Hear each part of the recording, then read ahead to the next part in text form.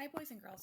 Today in writing, what we're going to do is we're going to continue working on cleaning up that last piece of writing, our favorite piece of writing, so that we can publish it and make it look like a real book.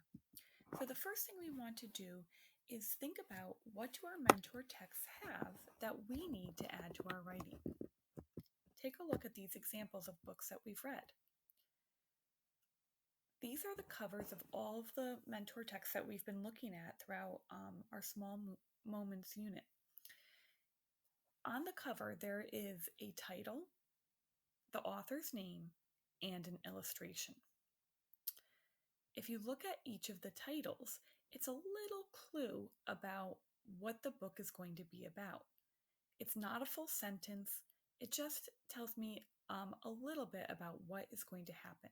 So we have Jabari Jumps, and I know that book was about a boy who's going off the diving board. Night of the Veggie Monster, I know that book was about a boy who would not eat his vegetables at dinner time. And then Roller Coaster, and that book was all about going on a roller coaster ride. And then we also have the author's name. And so we have that near the title, but somewhere on the cover page. And then we also have an important illustration from the book. What you're going to do is you're going to use the paper that's posted in Google Classroom, or you can use a blank piece of paper.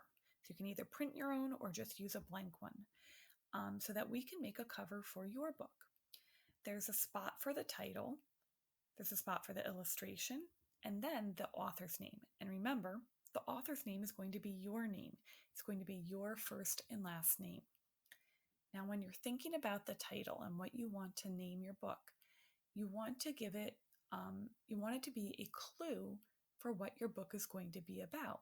If you wrote a whole story about raking your leaves and playing in the leaves and jumping in the leaves, you might call your book Fun Times in the Fall, or you might call it Jumping in the Leaves.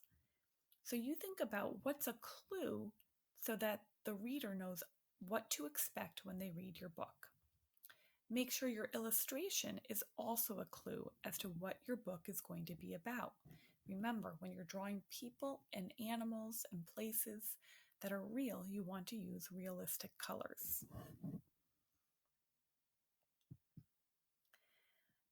If you still have some work to do on your writing, remember that you can take these small steps to check your work and clean up your writing so that it's ready to be published into a book. Work hard on your cover today and reread what you've already written and see if you need to add anything else to make your writing really good today. Keep up the great work, boys and girls.